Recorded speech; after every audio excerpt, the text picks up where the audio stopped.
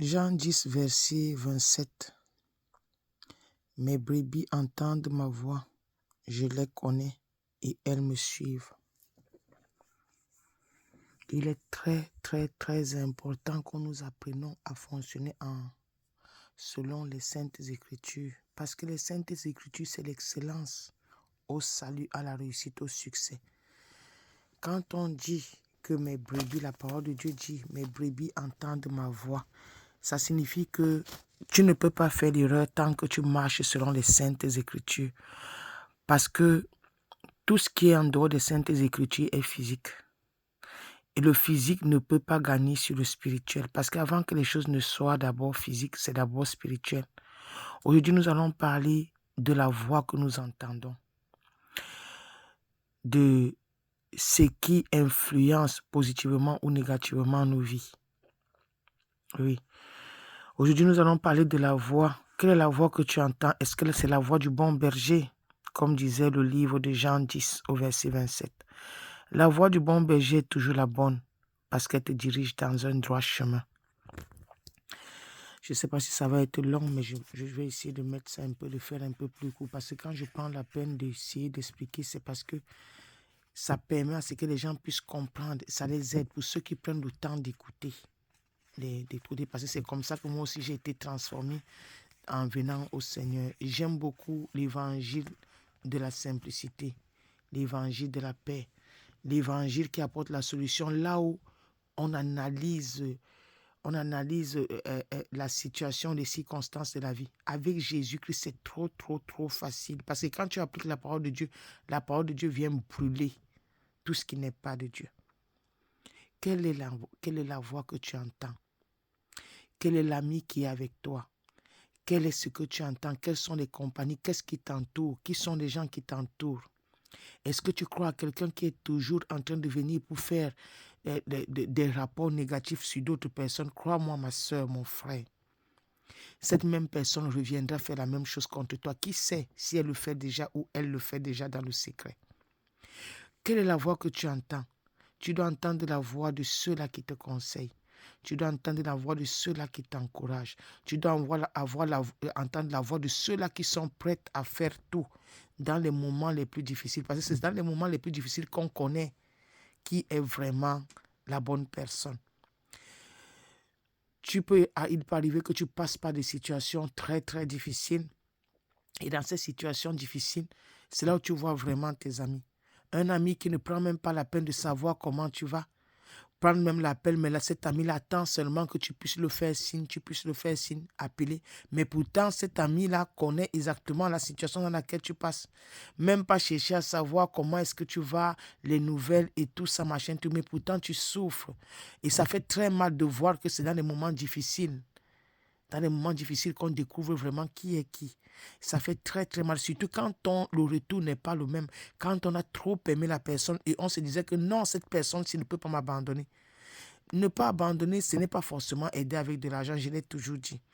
C'est pouvoir avoir les nouvelles de la personne. C'est pouvoir appeler comment ça marche. Est-ce que là où tu es là-bas, la personne est en sécurité? Est-ce que la personne s'est séparée et il a eu une difficulté quelconque? Pourquoi est-ce que la personne n'est pas en train de me faire signe? Pourquoi la personne n'appelle pas? Parce que la personne est en train de se battre pour essayer de restaurer sa vie. Mais il se bat seul. Parce qu'il y a d'autres personnes, ce n'est pas tout le monde qui aime déranger. Il y a des gens qui comprennent les autres. Ils peuvent comprendre et dire que non, ma personne, mon ami ou ma copine a peut-être eu un peu plus de temps, elle n'a pas pu. Mais 1 semaine, 2 semaines, 3 semaines, des jours et des jours, tu ne vois pas le coup de fil. Ça fait très mal et tu es déçu. Parce que tu vois que tu ne peux pas faire la même chose. Je viens ici m'adresser à chacun de nous. Parce que je suis passé par cette situation. Et c'est pour cela qu'on dit que c'est le bon berger qui nous fait passer. Parce qu'il y a toujours une voix qui t'encourage, te dit, vas-y, tu vas y arriver, vas-y. Parce que si quelqu'un n'est pas passé par une souffrance, il ne peut pas aider quelqu'un. Toute personne qui ignore une personne, quand comment la personne passe par la mauvaise situation, ça signifie que toi, tu n'as pas compris l'épreuve à laquelle tu es passé. Parce que tu peux rester et ne pas assister une personne, c'est vraiment déplorable. Quelle est la voix que tu entends? Est-ce que tu as une amie ou un ami qui te décourage concernant un partenaire sans raison? Regarde la vie de ce partenaire. Regarde, tu vas voir pas la vie du partenaire, la vie de la personne qui te donne des conseils, surtout des mauvais conseils. Comment est-ce qu'on connaît les mauvais conseillers? On connaît les mauvais conseillers parce qu'ils ne vous apportent pas de solutions. Tout ce qu'ils veulent, c'est que vous soyez dans la même situation qu'eux. Ils ne sont pas mariés et ils voudraient que vous vous séparez parce que votre mari, comme ça que sont les hommes, c'est comme ça que sont les hommes. Non, ce n'est pas comme ça que sont les hommes ou les femmes. Non, attention. Ce n'est pas comme ça que sont les hommes ou les femmes. Si toi, tu n'as pas eu cette grâce d'avoir un homme qui t'aime, ne viens pas me donner des mauvais conseils. Quelqu'un entre chez toi, oh, c'est seulement le riz frit que tu manges. Hein? Moi, j'ai acheté le poulet, j'ai acheté... Non, accroche ton sac où tu peux le décrocher. Tu as forcément quelqu'un et vous vous rendez compte qu'un ami ou une amie vient vous donner un mauvais conseil dans votre couple et parce que vous voulez imiter et suivre le conseil, un mauvais conseil, ça peut occasionner, vous perdez l'homme de votre vie ou la femme de votre vie. Qui te donne les conseils? Est-ce que tu es sûr que la personne qui vient te parler de l'autre ne va pas reparler de toi en retour sur ton dos? Ne va-t-il pas te poignarder dans le dos? Quel est le conseil que tu utilises? Quelle est la voix que tu entends? Parce que la voix du bon berger est la voix de celui-là qui vient restaurer les familles. C'est celui-là qui apporte la paix. Là où il y avait le désespoir, là où il y avait l'angoisse, il vient apporter la paix et la solution. Pas forcément avec beaucoup d'efforts, mais avec un conseil qui peut changer et transformer la vie de quelqu'un. Une parole d'encouragement qui peut changer et transformer la vie de quelqu'un. La décision que tu es sur le point de prendre, est-ce que tu prends une décision parce que les gens t'ont dit? Est-ce que tu prends une décision parce qu'il y a eu beaucoup de foule, parce que les gens vont sur une seule direction? Souvenez-vous, la voie du paradis elle est sélectionnée. Comme disait le Seigneur, il sera très difficile pour un riche. C'était pour symboliser peut-être la masse, pas seulement le riche, mais spirituellement parlant, c'était pour symboliser le fait que la voie du salut ou la bonne voie, ce n'est pas forcément là où il y a beaucoup de gens. Non, non, non, parce que là, il y a beaucoup de gens. La plupart du temps, il y a de la confusion. Mais là où il y a peu de personnes, il y a eu un discernement. On a d'abord, avant de prendre des décisions, on a pris le temps. Éloigne-toi des mauvaises compagnies. Éloigne-toi de ceux qui t'encouragent à boire, à fumer. Parce que cet argent-là, tu le dépenses depuis des années, ça ne te produit absolument rien. Ça détruit plutôt ton corps. Aller rencontrer des gens, détruire ta vie. C'est comme ça que la Bible déclare que lorsque tu as un rapport avec quelqu'un, vous formez une seule chair. Avec combien de personnes as-tu formé de chair? Avec combien de personnes as-tu formé des chair? Et ça signifie, ça n'a rien à voir avec le fait que quelqu'un se protège. Hein? Parce que les trucs spirituels, une fois qu'il y a eu contact, vous avez formé une seule chair. Parce que le rapport, c'est ça qui est le mariage. Et tu t'es marié combien de fois? Voilà pourquoi est-ce qu'il y a la contamination des esprits de celui avec qui tu as eu des rapports, parce que la personne a eu des rapports avec quelqu'un qui a eu des rapports et avec quelqu'un qui a eu des rapports. Donc, si c'était peut-être la colère qu'ils avaient dans leur famille, tu le contactes sans le savoir. Si c'était peut-être la pauvreté, la limitation, si c'était peut-être, par exemple, comment on appelle encore, le mauvais caractère ou l'esprit de meurtre ou l'esprit de tout ça, ça se contamine parce que ça, ce sont des esprits qui sont appelés aujourd'hui démons. Hein? Quelle est la décision que tu dois prendre? Quel est le conseil que tu écoutes? Est-ce qu'il y a une personne qui va te dire que non, comme tu as déjà atteint un certain âge, donc c'est vraiment dommage que tu n'as pas connu d'homme, tu n'as pas... Hey! Si notre vie était à recommencer, on n'aurait jamais sali le corps. Notre corps qui est le temple du Saint-Esprit de Dieu. On aurait attendu pour avoir le bon choix. Si tu es encore vierge, chapeau, tu es la plus bénie. Que ce soit un homme ou une femme, tu es béni. Ne fais pas l'erreur. Ne fais pas l'erreur de donner ta virginité à quelqu'un. Attends, parce que la plupart des gens qui sont vierges, quand ils se marient, quand ils ont demandé la volonté de Dieu, ils font un très bon mariage. Parce que c'est au travers des voies S que la malchance entre. C'est pour cela qu'il y a des gens qui ont des vies retardées, parce qu'ils ont contacté les esprits au travers du rapport. Pour revenir à nos moutons, nous avons des amis, un ami qui te demande, par exemple, ta femme là, elle est toujours à la maison, elle ne s'habille pas, elle ne fait pas comme ça, elle ne fait pas ceci. La beauté est dans le cœur.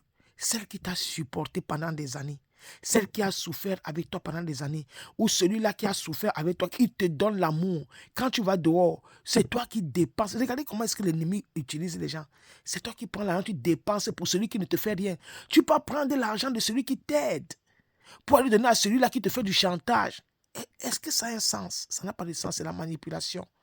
Non, reviens mon frère, ma soeur. Reviens chez la personne qui peut tout donner pour toi. Va et entretiens la personne. Conseille la personne. Soyez des amis.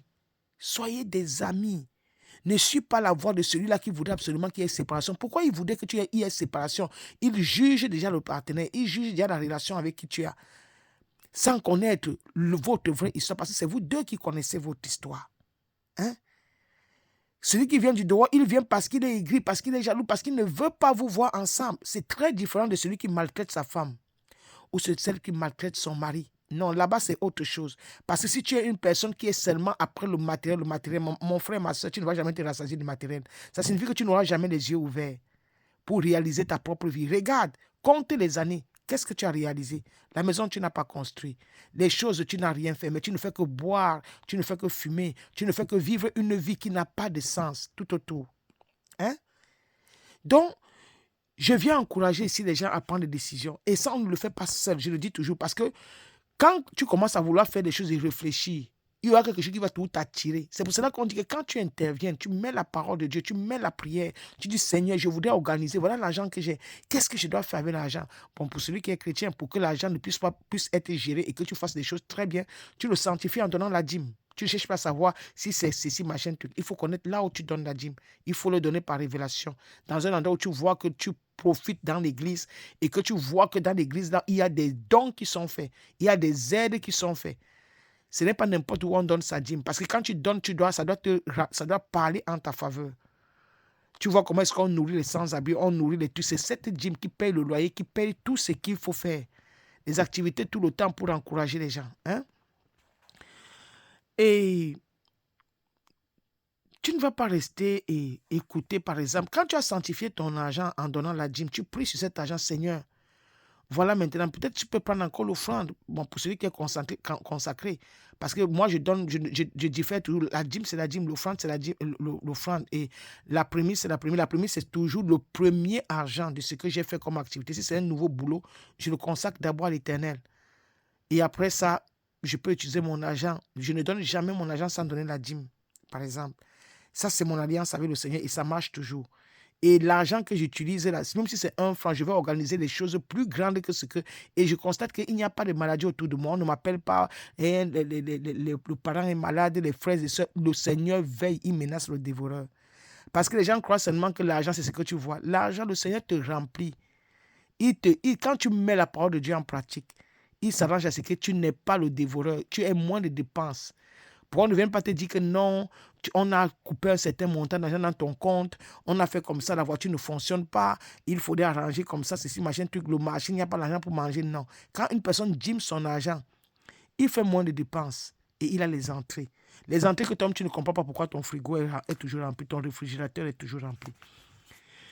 Est-ce que c'est la belle famille par laquelle tu passes? Est-ce qu'il y a une belle famille, un membre de ta famille qui te maltraite ou un membre de ta belle famille qui ne te donne pas la paix? Soumets cela à l'Éternel. N'écoute pas les conseils, quelle que soit l'influence, il faut être fort. Dès le moment où tu connais le bien et le mal, dès le moment où tu connais que ce que tu es en train de faire est bien, tu es convaincu que c'est bien et que Dieu ne peut pas être fâché. Pose la question, est-ce que Dieu l'aura aimé? Est-ce que Jésus aura aimé? Si Jésus-Christ apprécie ce que tu fais, alors le Seigneur te vengera. Te vengera. Ne t'inquiète pas pour ça. En fous-toi des ondes, parce que les ondes, la plupart du temps, te déroutent, te mettent hors de la voie. Est-ce que c'est un découragement? Est-ce que tu es découragé par la vie? Non, ne sois pas découragé par la vie. Comme je disais dans mes précédentes vidéos, mets la louange, tu danses, c'est possible, c'est possible, c'est possible. Est-ce que c'est la peur? Tu as peur de faire le premier pas? Tôt ou tard, tu feras le premier pas. Il faut aller. Dès le moment où tu connais que ça va me produire. Parce que celui qui ne risque rien n'a rien. Vous comprenez ce que je veux dire? Hein? Est-ce que c'est quelqu'un qui te soutient de l'argent tout le temps? La personne, chaque fois que tu vois la personne, cette amie, elle te demande toujours, je veux l'argent, je veux l'argent, je veux l'argent. Ou alors c'est un homme, il te demande toujours que donne-moi l'argent, j'ai besoin d'argent, je veux boire, je veux fumer, je veux ceci, je veux cela. On va aller danser aujourd'hui, La danse, là, t'as donné quoi? La danse, là, t'as donné quoi? Est-ce que c'est pas beau d'avoir son partenaire? Est-ce que c'est pas beau de prier le Seigneur, de dire au Seigneur que j'arrête la mauvaise vie? Maintenant, j'ai mon mari, j'ai ma famille. Hein? Est-ce que c'est mauvais? Donc, je viens ici encourager chacun de nous, à être très attentif à la voix qu'on écoute. Quelle est la voix qu'on écoute? Est-ce que c'est la bonne voix? Est-ce que c'est une voix qui nous déroute ou c'est une voix qui construit? Est-ce qu'au travers de la voix que nous écoutons, c'est une voix qui nous encourage d'aller de l'avant? Nous pouvons distinguer ce qui est de Dieu et ce qui n'est pas de Dieu. En une année, qu'as-tu fait? Qu'as-tu réalisé? Les 2 dernières années, qu'as-tu réalisé? Alors si tu vois que tu n'as rien fait, reviens dans la présence de Dieu, demande à Dieu de l'aide et éloigne-toi de toute mauvaise compagnie. Déconnecte-toi dans ton téléphone de tout cela qui t'apporte, qui te font mal à la tête, tout cela qui contribue au stress. Non, tu as besoin des gens qui produisent, des gens qui construisent, des gens qui ont de l'affection, des gens qui care about you, des gens qui ont des soucis pour toi. Quelqu'un qui se préoccupe, qui t'aime plus dans les moments difficiles. Quelqu'un que tu vois, le vrai ami, ils sont nombreux. Il y a forcément quelqu'un dans ta vie qui a toujours été là quand tu es passé par des situations les plus difficiles. Tu es une bonne personne. Et même s'il arrivait que tu étais dans la confusion avant, reviens dans ton sens en demandant l'aide de l'Éternel. Le Seigneur nous aime tous et nous sommes tous des êtres humains. Il arrive que nous tombons et nous nous relevons. Mais il n'est jamais trop tard. Que le Seigneur vous bénisse.